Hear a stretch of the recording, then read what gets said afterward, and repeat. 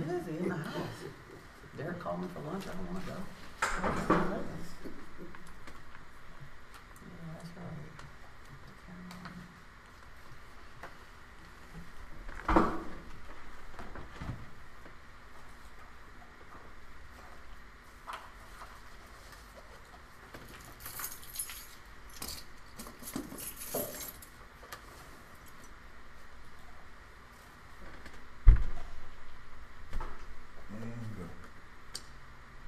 Good evening. Welcome to Grace United Church of Christ Thursday night Bible study. We're located at 2500 223rd Street. We invite you to join us weekly, whether in person or on the live internet. Let us pray. Most gracious God, we thank you for this day. We thank you for our brothers and sisters who are present with us. And Lord, we also thank those that are on their way. Lord, give blessings to those who had it in their hearts to come and could not make it, but they're thinking of us. Lord, let us be faithful in your word. We are to study your word, and we are eager to learn what you have and will for us. Lord, open our hearts and minds, and let us know who you are.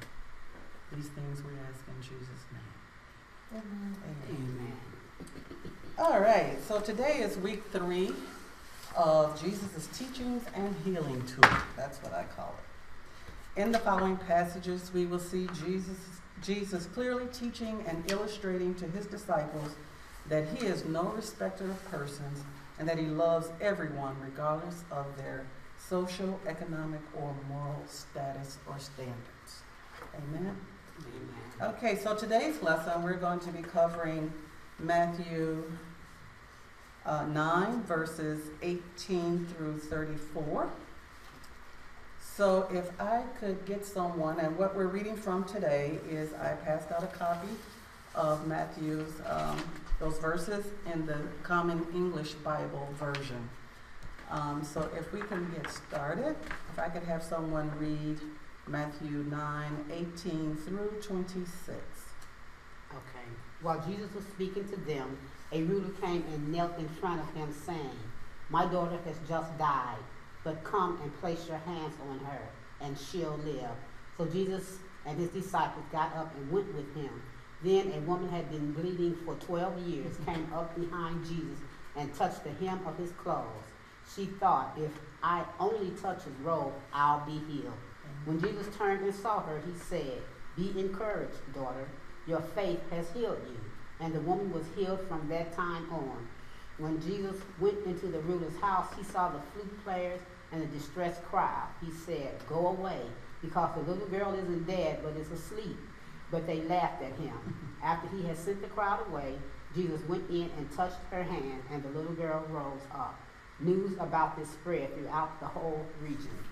Amen. Amen. So, he did a twofer today, and it seems like on Jesus' tour, he's going through the town. He's most interested in showing his disciples exactly what he is doing. And so my first question is, what are some of the ways that Jesus illustrates his authority to restore? And I gave you some little hinters there if we'd like to discuss those. What are some of the ways that Jesus illustrates his authority to restore in this passage? By healing the sick and raising the dead. The restoration is linked to faith, not necessarily. In that day, they practiced magic and all kinds of things. So the restoration, the healing is linked to faith in Jesus as opposed to some magic or some conjuring. Right. And I thought it was very interesting, and we also, even though I missed last week, I did do the readings on it, that before Jesus even performed the healing, he would always ask, "Do you believe that I can do this?" So to me, he's asking, how great is your faith? Do you believe that I can actually heal you or transform you or give you another life? And they say, "I do." And in this instance, where I want to go with the lady with the issue first. Mhm. How is that like what we did in week number 1 when we talked about the leprosy? What was so fantastic about what did Jesus do? Showing his disciples what was happening when he healed the lepers. Well, just like we talked about with the lepers, they were unclean. They should not even have been there. The same with the woman with the issue. She was considered unclean. Yes. And so those kind of parallel to each other. And also with the lepers and the woman with the issue, they are outcasts from Yeah. society because of their illness.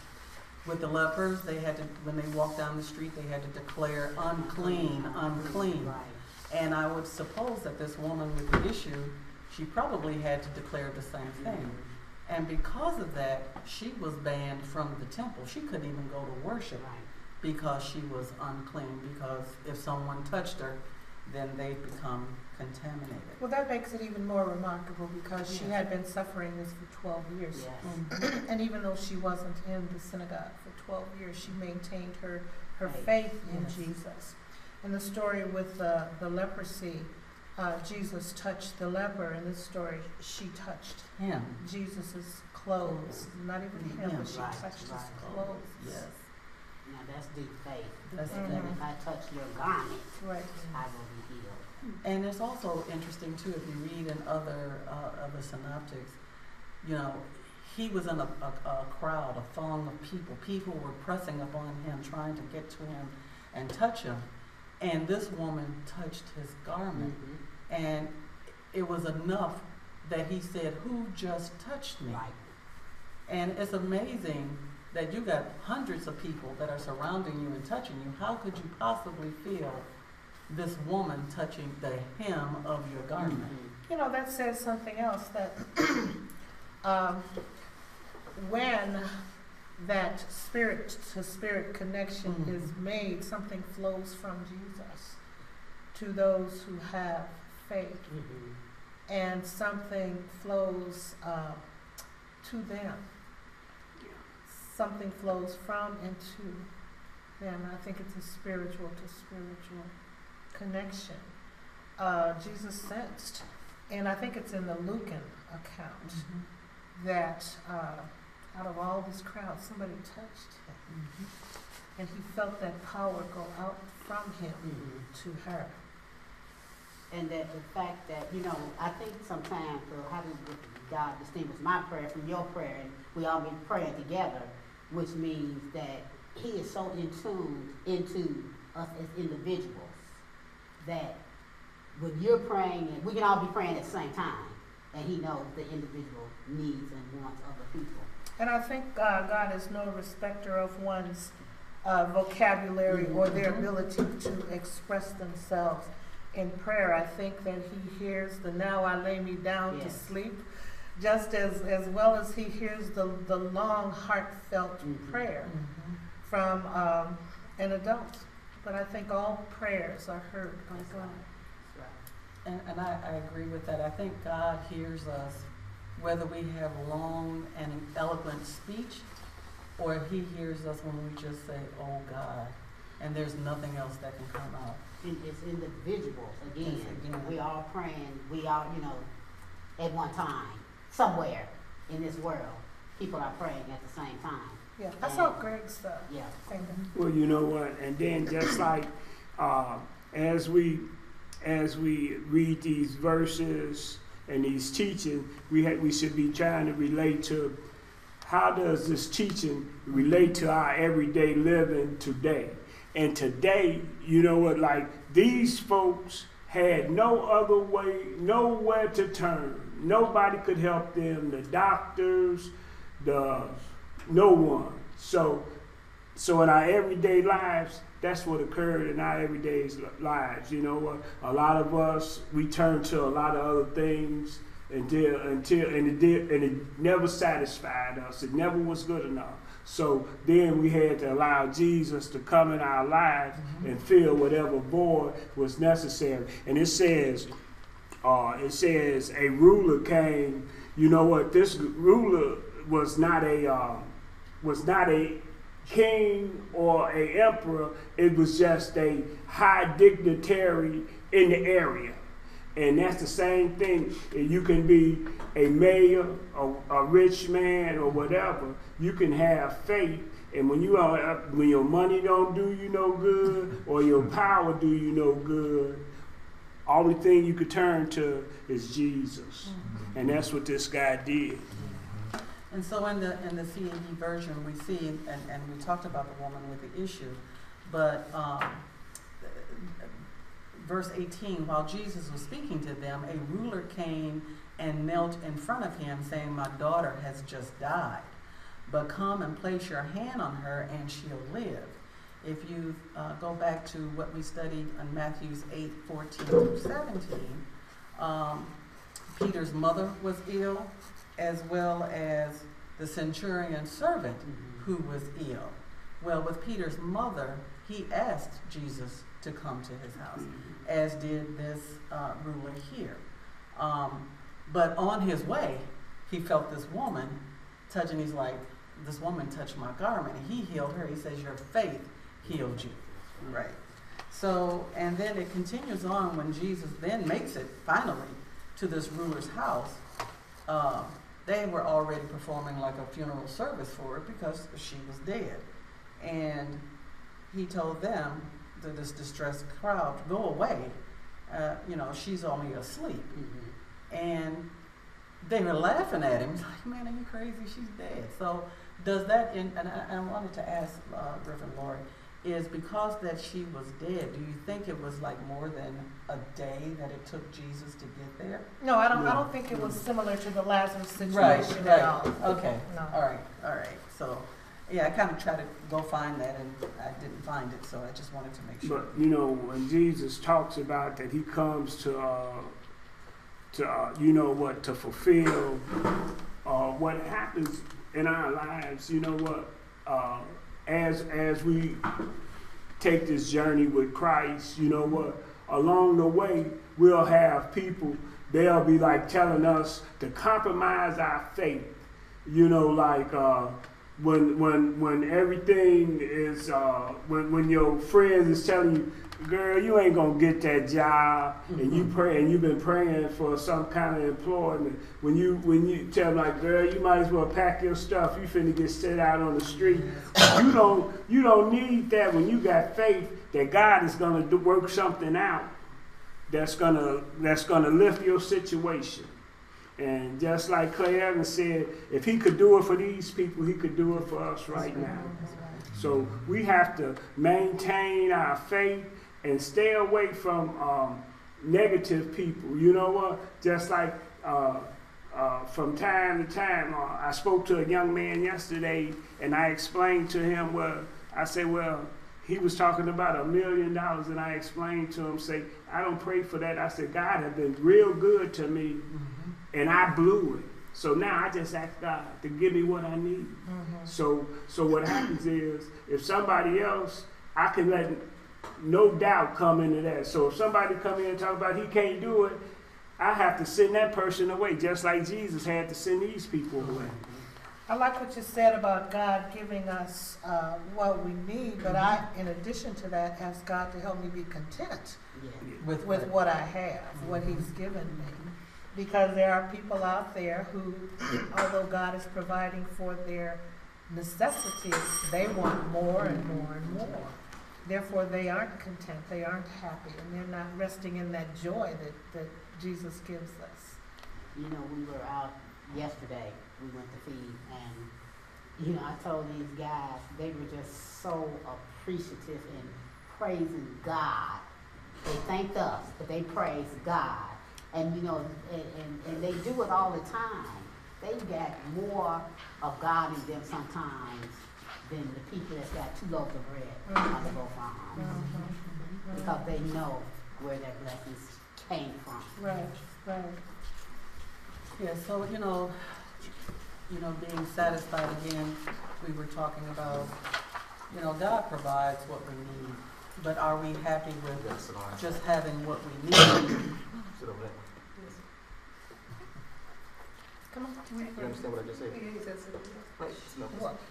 Well, you know what? We just moved these handouts for you, Okay. so you I can was have just them. begging Come on, you come on, to Miss. Come on, beg. Miss. Come on. All right, so it's amazing how God provides, and that And I wanted to say one other thing, see, and it's, you know what, and it's by faith that God, just like he brought this girl back to life, it's by faith that he resurrect our situations. You know, he bring life back into marriages. He Right. bring life back into households. Yes. He resurrect a lot of things, and it's by faith when we turn to him that he can make things live. So, again, the favorite song is "What a Friend We Have in Jesus." Yes, Right? yes. When you have nothing else, you can turn to him, and he's Yes. always there. Yes, he He's always has his arms wrapped around us. He is always walking before us. He is always walking beside us, helping us to go along the way. And so, in these examples, and going back to last week and a week before that, we see that Jesus is looking for people to say, "Do you believe?" And I know that they're, you know, the word spreads, because when he does these miracles, people Yes. start running everywhere. Yes. And so, along the way in Jesus' walk, the word has already said, "This man can do miracles." Yes. What is it that you need? Because when he comes this way, I would ask him if I were you. Yeah. And so, you know, his reputation preceded him. And so when he got there, people were showing them everything they need, and they already had faith that since he did it for others, he'll do it for me. And I see that we can translate that in our lives today, Yes. because he's the same God Yes, yesterday, and tomorrow. today, and forever. Mhm. All right? So he's not stopping. Thank God. Okay. All right, so let's move on to the next section, which is Matthews 9:27 through 31. I have provided the Common English Bible verse, and if I could get one of you to read. Matthew 9:27 reads, "As Jesus departed, 2 blind men followed him, crying out, 'Show us mercy, Son of David.' When he came into the house, the blind men approached him. Jesus said to them, 'Do you believe I can do this?' 'Yes, Lord,' they replied. Then Jesus touched their eyes and said, 'It will happen for you just as you have believed.' Their eyes were open. Then Jesus sternly warned them, 'Make sure nobody knows about this.' But they went out and spread the word about him throughout that whole region." He said nobody. And so in your handout, I said again, we see Jesus displaying his authority to restore. Just in the first passage, name the order of actions that occur for each healing. And we can go back to week 1. What happens first in everything that happens? Somebody comes to Jesus, whether for themselves or for somebody else, on behalf of somebody else. Somebody is seeking Jesus. So I was thinking, he said, "Seek my face. Seek my face." And so we know that he does that. After they seek him, they petition to him, "Lord, can you heal? Can you do these things for me?" And his next question, number 3, is, he says, "Do you believe I can do it?" And then number 4, he always says, "By your faith, you are healed." Yes. And if he doesn't say, "Do you believe I can do it?" he asks, "What would you have me do for you?" Yes. So it's always something that a perceived need that they have. So here we're talking about two blind men. Now, we had 3 lepers in the first. What did you all have last week, since I wasn't here? What was?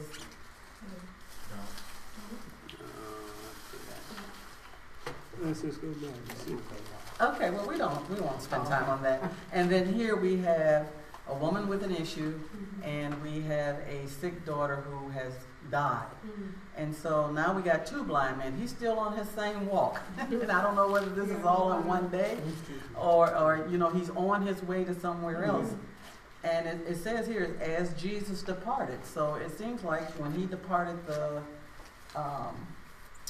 centurion's house, the ruler's house, where he healed the daughter, he was on his way, and here 2 blind men. Can you imagine 2 blind men running after him and they cannot see? That's good, yeah. That he cannot see. They could not see him, but they just know that he was in the area, probably because of the throng of people and the noise of the people. Right.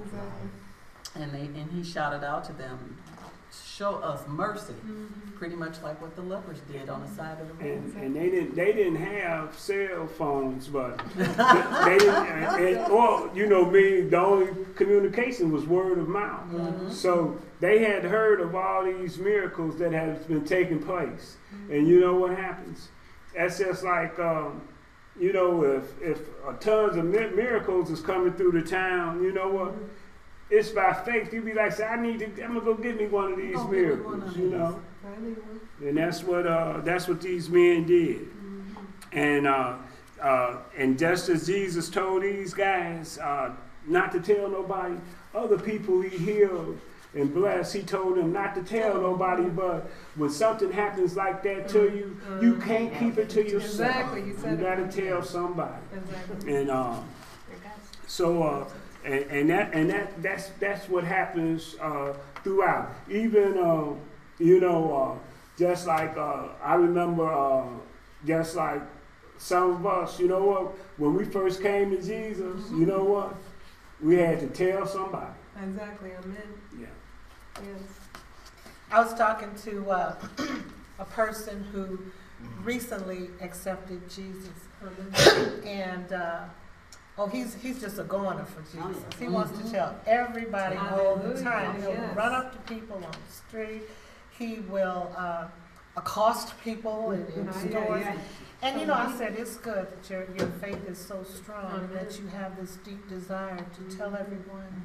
By the same token, you don't want people to turn the other way and run off when they see you coming. You have to use a little discretion. But I don't know whether you guys have, but I do remember when I got baptized, I was 11 or 12 years old. And just the part of going down in the water, because our church had a pool. And just to go and just coming up out of the water, it's a brand new feeling. And I think at 11 or 12 years old, I was shouting, man. It was just such an emotional thing. So I'm wondering, if you can go back and remember what you felt like when you first accepted, excuse me, that you can keep that excitement going even through life's hard tragedies, disappointment. If you can remember when you first accepted Jesus and keep that excitement going. And so it behooves us as Christians to keep each of us uplifted and also to spread the word to others that it is real. His love for us is real. Okay. So I wanted to look at this one line in verse 29. Okay. Then Jesus touched their eyes and said, "It will happen for you just as you have believed." And that brings up another question in my mind: how big is your God? Some people don't think God can do big and miraculous things in their lives. And others believe that God can do anything. And nothing is impossible for God. And so in this case, I thought it was interesting that he healed this man to the extent that he believed. And that's not to say what some people are preaching, that if your faith is not strong enough, you won't be healed. I don't think that's valid in terms of an argument. But I just thought it was interesting here. Well, what about the faith that is the size of a mustard seed? Yeah, side of a mustard Right. seed. So Right. that you have the faith, and it'll increase as you go on. Yes. And some people believe that They don't want to wait on God. They'll get ahead of God and start putting their own twist on things. You've seen that You're happen. gonna help him. Yeah, they're going to help God out. You gotta help I'm him an out. office. Just like you said. Yeah, he's busy. We gotta help But him you out. know what? But according to our faith, according to our faith, that's how miracles happen. Because that's just like,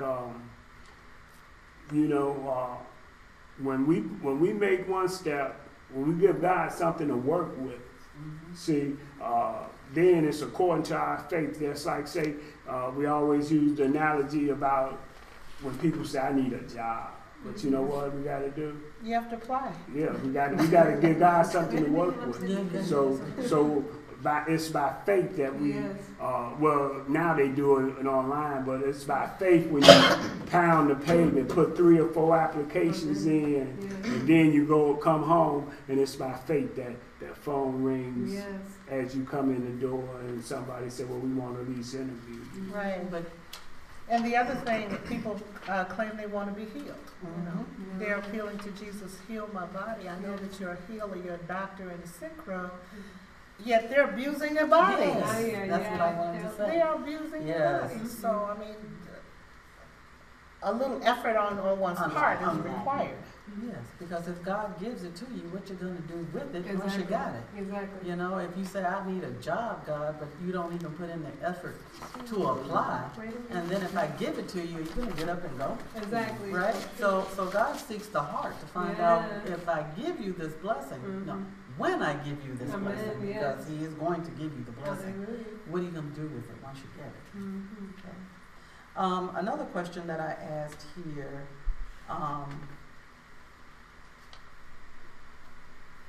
what are the 2 types of blindness that is cured here? In my reading, I found out that there could be 2 things. One could be a physical blindness, And the where- spiritual. and then a spiritual blindness, right? Yeah. So Jesus' authority to give sight. Some with a physical sight can be blind to the truth. Mhm. Spiritual blinded.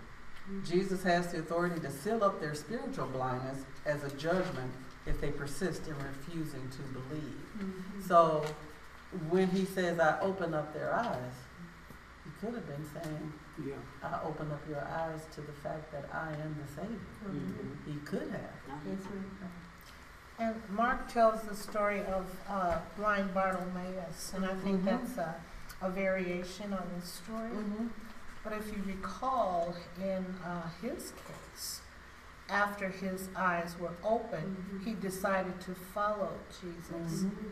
And in looking at all the works that Jesus did, I'm assuming that his whole sense of justice and love and compassion and authority changed Mhm. as he watched Jesus as the mentor demonstrate these things Yes. to him. So his sight was restored socially as well. Wow. Mhm. Mhm. Mhm. Amen. Jesus is just awesome. Yes, he is. He is Mighty, awesome. mighty, mighty, mighty. He does not disappoint. Mhm. And you know, no matter how many times you read the scripture, no matter how many times you read the same story over and over, you're just still amazed Mhm. at the goodness of this man. Yes. Well, the spirit that came as a man. Hallelujah. And boy, could we use him now, Mhm. you know. But it's in us to reveal who Jesus is. Yeah. We are to act like him. Yes. And so therefore we give others hope Mhm. that Jesus is still amongst us. Yes. And when Jesus, when Jesus leaves us with a testimony, when something happens in our lives and we have no other explanation for it, we're not looking for an explanation for it. All we know is that it got done. Okay. And we know that we did not do it. Yeah, it wasn't See, about us. and so that gives us a testimony to encourage somebody else that God can. Yes, Yeah. he is. And then I'm sure you've had people challenge your testimony. Well, that could have been chance. That could have been Yeah, this or that. Yeah. Hmm. I'll say, it could have, but I like to call it Jesus. Amen. Yes. Okay. When you say, I'm not lucky, I'm loved. That's what I heard that song. Yes. Yeah. Yeah. I have a comment. Yes. It seems that people, they hear what you say, but they believe your actions. And if Jesus is in your heart, it's going to be reflected in your actions more so, and that's what's going to convince them that Jesus is alive. You know, and I think that theme runs throughout all these scriptures, is that he tells them not to say anything, but he knows that their actions are going to convict people. You know, even though the blind man can't see, but he can communicate because his other senses are magnified. So he can sense and detect changes in the atmosphere and in culture and people's attitudes. But because he can see now, and he is so grateful for that, and he loves Jesus for that, his spirit just radiates out. And when it radiates out, it influences other people around him. And that's what God, I think, wants us to do. Anything to say about the word? No, ma'am. All right, let us then proceed. We're moving right along to Matthew 9:32-34. We're going to talk about a healing of a man unable to speak. Reverend Lori, have you read Sure. As they were leaving, people brought to him a man who was demon-possessed and unable to speak. When Jesus had thrown out the demon, the man who couldn't speak began to talk. The crowds were amazed and said, "Nothing like this has ever been seen in Israel." But the Pharisees said, "He throws out demons with the authority of the ruler of demons." Wow.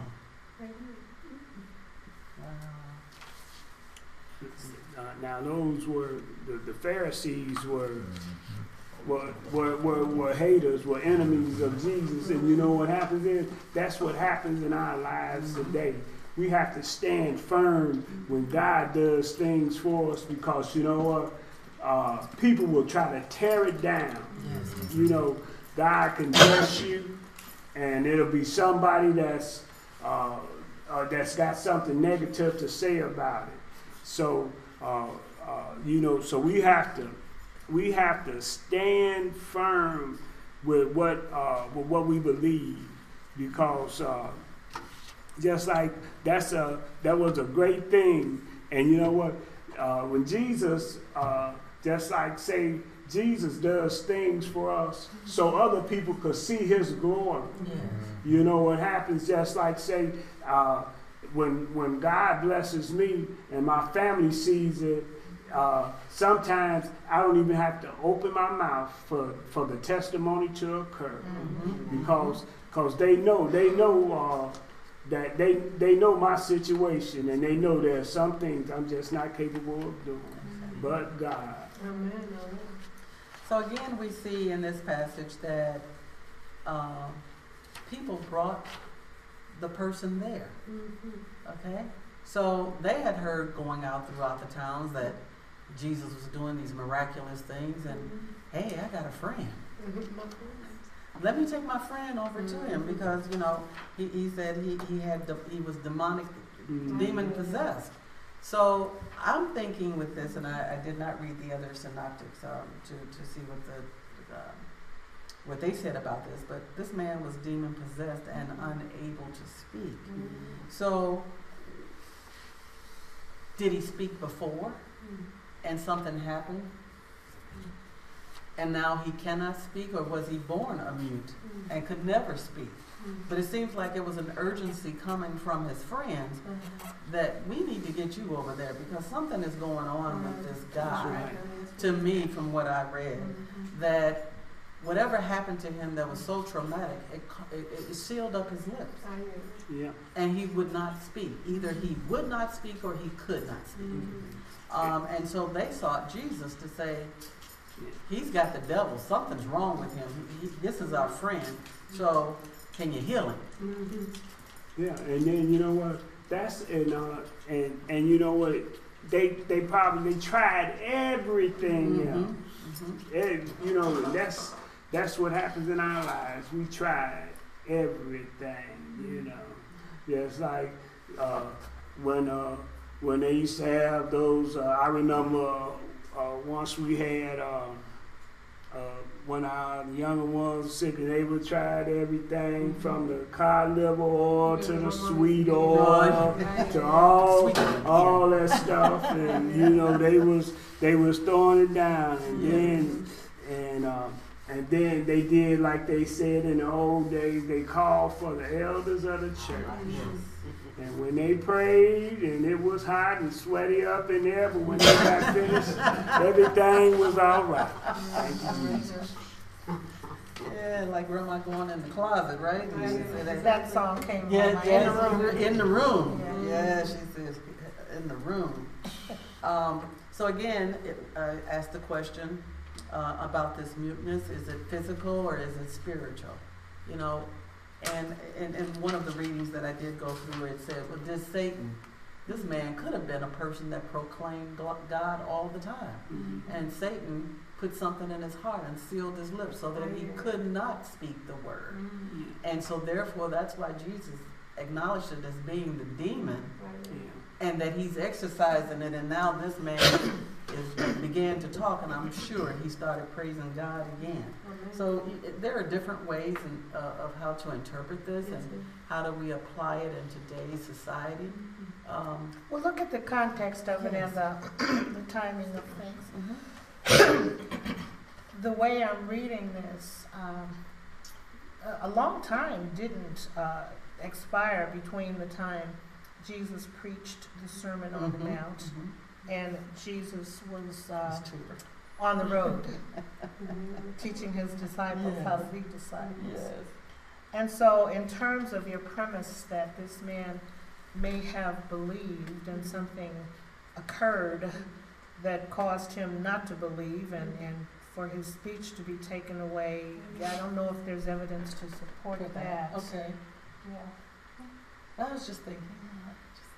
I think sometimes that's why the Bible leaves it there, because it can Yes. cover a multitude of different things that Right. can happen in our life that put us in that position. Yes.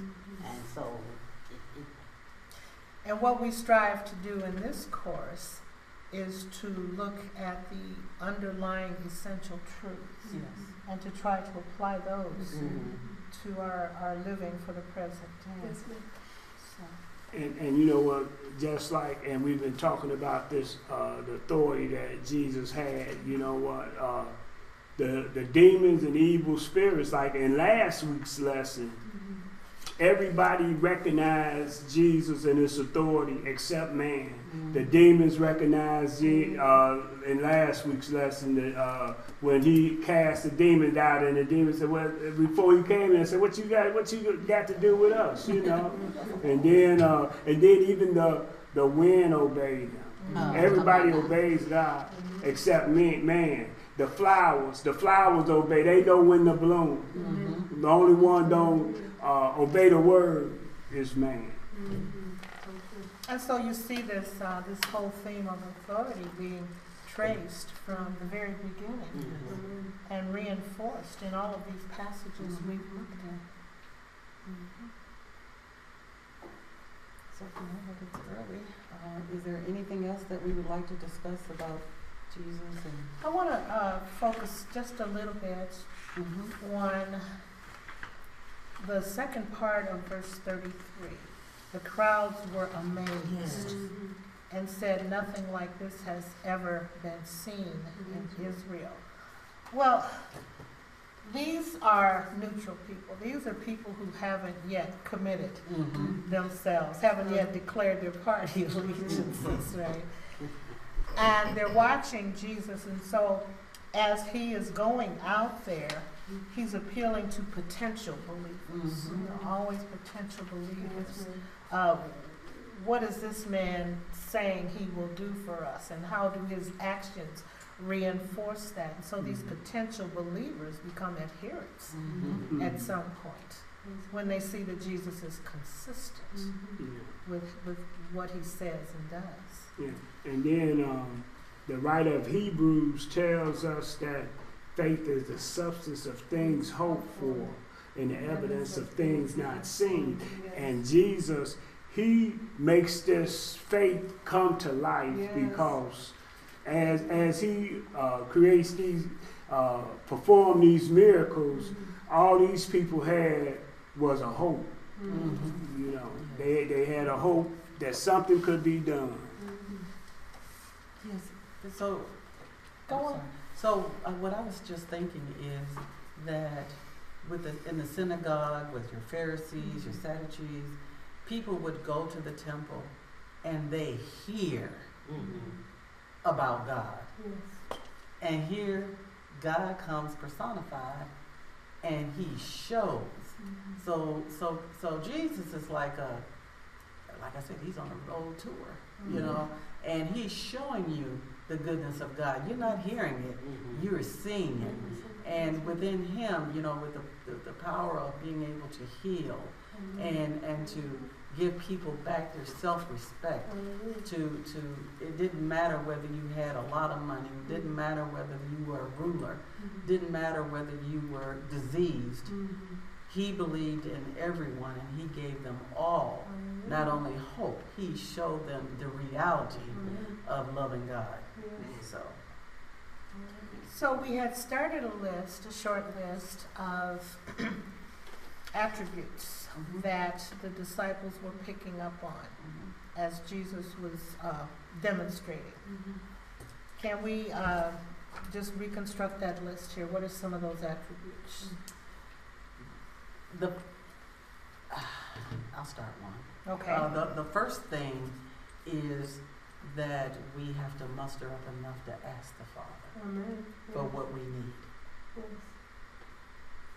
We got, and you know, and then we gotta, you know what?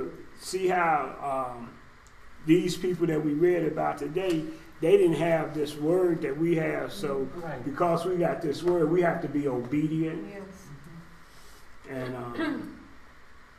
But they did have the word. Jesus was the word. Jesus was the Logos. But they didn't word recognize. that became flesh and walked They among them. didn't recognize. They kind of demonstrated what they were supposed to do, right? Because that's why they said we have never seen this. We are so amazed. We have never seen nothing like this. But you know what happens is it's just like it's by the testimony of other people is what gave me the faith to know, you know what happens. And then God was like, and then even by that testimony, I had faith for God, so I got to show him so that I got to increase his faith. And that's what he did. So he gave me a testimony. So, but these people did not yet, until this day, had a testimony because they were amazed. And I'm certain the next thing you know, everybody knew what occurred to this when Jesus created this miracle. And the crowds got bigger and bigger as they followed him. Yeah. Yes, Jim. What do you think would happen had not Jesus came in and people would have to depend upon going to the temple to find God? I mean, the effect of that would be that you'd be alone in your circumstances. You know, if you're in jail, for example, there's no way you can get to the temple, therefore you know where you can get to God. Or you could be over here in the United States, but the temple is over in Jerusalem someplace. So there's no way you can get to the temple, there's no way to get to God. So I think that Jesus had to come for people to understand that God loves everybody. Yes, he does. And he's going to accompany you at your lowest moments and at your highest moments, because he's going to give you hope when there is no hope, you know. And I think that's the real beauty of this. And because I'm fascinated by the term, the crowds were amazed and said nothing like this had ever been seen in Israel. Well, in the context, what was Israel at that point? Yes. You know, Israel was, you got the temple. Yes. And you got the Sadducees and the Pharisees who are allowed to go into the inner sanctions of the temple to communicate on your behalf, by the way, to God. And God would speak back to the Pharisees, who in turn would relay whatever it is that God told them to do, if that's what God told them. So this dependency was reflected by this, that the crowds were amazed because nothing had ever been seen in Israel, because their mentality was, their humanness defined or tried to put a definition of what God is. And that's what we make our mistake. So my question is, even in the Old Testament, right, miracles were happening then, okay? So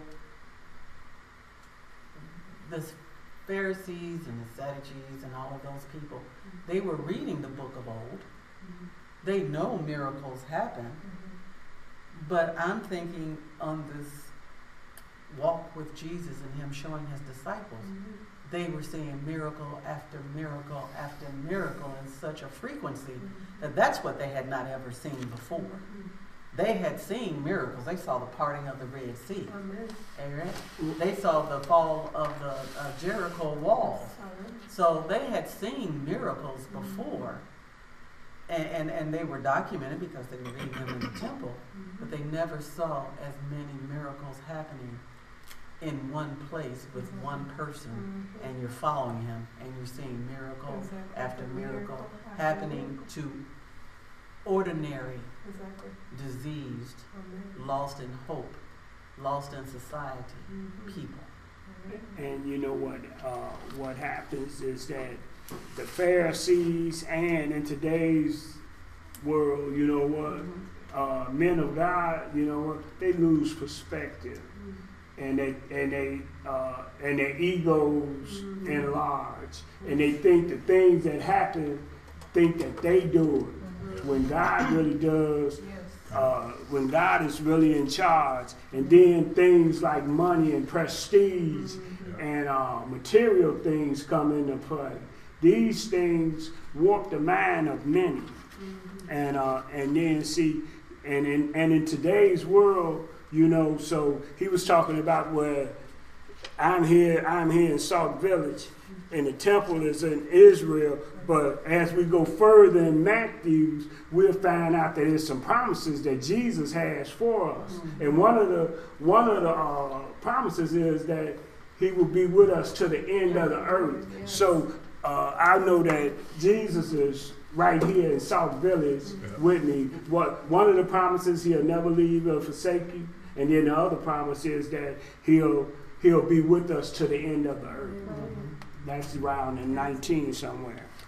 But Jesus and the Holy Spirit will not force themselves on people. People have to believe. People have to say they believe and confess their sin. That's for us, but I believe. So Jesus is here.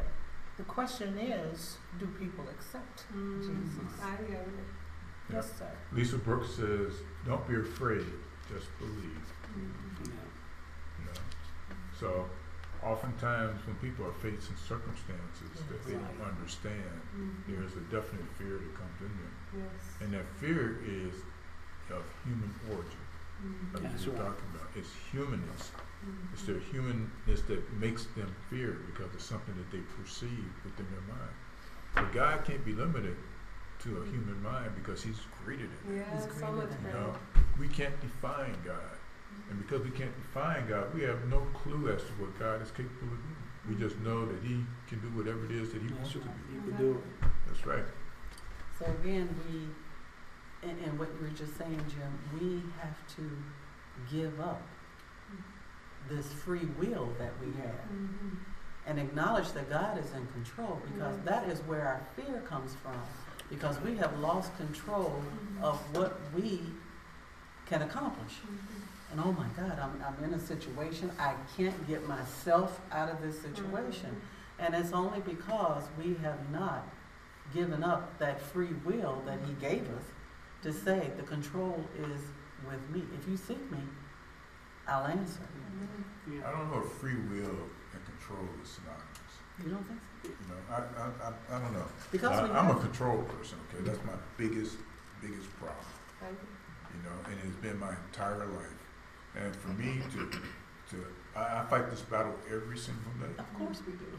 You know, because I really seriously. I fight it every day. I have to fight it because it is just so much in me. But that's that humanist part of me. But that don't mean that I don't have free will. You know what I mean? I don't know if control and free will are synonymous. I think that to me, I think they're tightly linked, because that free will is what is causing you to step yourself out there first. I'm going to do this. Jesus, I got you over here. But I'm going to do this, right? And then when you find out, and because He gives you free will, go ahead. Yeah. And what happens is, a lot of times that we fail so often because our intentions is to do things our way. Yes. And God has a way for us to do things, you know. God, you know, as businessmen, God wants us to be honest, not liars and thieves. And we shortcut, and we want to take a shortcut on a journey to prosperity when there is none. Mm-hmm. All right. That's your free will. Mm-hmm. Not my will, Lord, but thine be All done. right. Mhm.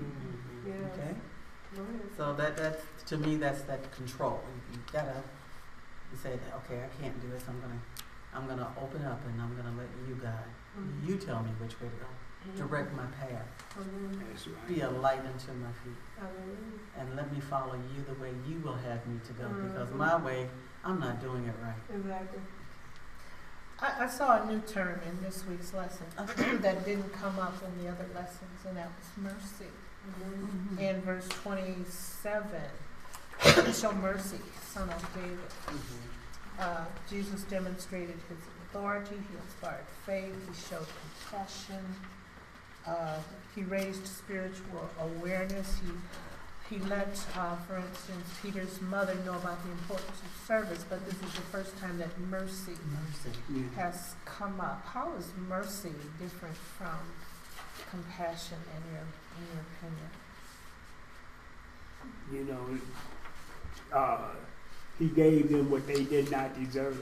And when they speak of son of David, Mhm. you know what? These people have, they got the background or somebody informed them of Christ, you know, with this word of mouth, because they would have to know his lineage, because Jesus is way down, you know, in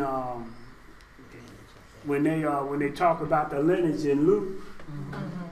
and he got to go way back for them to know that he is in the lineage of David. So these men, they knew, from word of mouth or through teaching in the synagogue, that as they expected and was looking for the Messiah, they had to have some kind of thought that, hey, this might be who we looking for. You're guilty, you did it, there's nothing you can say that'll change the Right. fact that you're guilty, but I'm not gonna give you what you deserve, I'm going to have mercy. Mercy. That's right. That's right. Mhm. Because without mercy, if everybody got what they deserve, we all would be dead. Yes, Yeah. right. A long time ago. Long time. Exactly, okay. And so if you look at verse 35, you'll notice that on the calendar, I did not include verse 35 under any particular lesson. So now might be a good time to just read verse 35, and I'm going to read it from the NRSV. Mhm. Then Jesus went about all the cities and villages, teaching in their synagogues and proclaiming the good news of the kingdom and curing every disease and every sickness. So in the first 9 chapters, Jesus sets the stage. He makes his entrance in that genealogy that Greg talked about, long genealogy at the beginning of Matthew, when Jesus comes on the scene. And after he goes into the wilderness and is tempted by Satan, Mhm. he's ready to begin doing other things. And so we find him on the mountain. So he comes on the scene. He's on the mountain delivering the precepts that we Mhm. should live by. Mhm. And then he's on the road showing his disciples what this job is going to entail, and he's beckoning them to follow him. Follow me. So in the next lesson, the disciples are going to be authorized and sent. They've been given the initiation, and so we're going to see how they're tested starting in the next lesson. So they had their boot camp. Yeah, kind of like They boot camp. had their The boot next camp. lesson starts with 37, Yes, Okay. actually 36 grade. 36. Okay. Mhm. 936 through 36 through 38, and then we have 10, 1 through 5A, and then 5B through 15. yes. And I'll be facilitating this. Okay. Of course, she's gonna So, this was a very, very interesting lesson. I hope you guys enjoyed it as much as we did. Please join us again next week. As Reverend Lori alluded to, we will be discussing on 10/4 at 7 p.m. here at Grace United Church of Christ, the disciples authorized and sent. So thanks again, and God bless.